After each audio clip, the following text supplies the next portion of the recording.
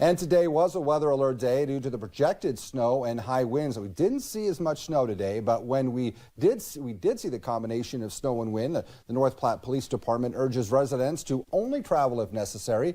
If you do find yourself having to travel during the windy conditions, the police department is offering tips on how to stay prepared for any emergencies you could encounter on the road.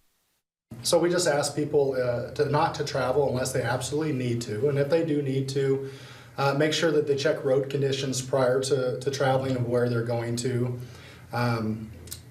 Maybe check their vehicle, ensure that they have cleared windows, their tires are inflated, good traction on the tires, so that way they can maintain the roadway. And we also suggest people putting safety kits in their cars in case they would happen to break down in the middle of the highway or out in the rural areas.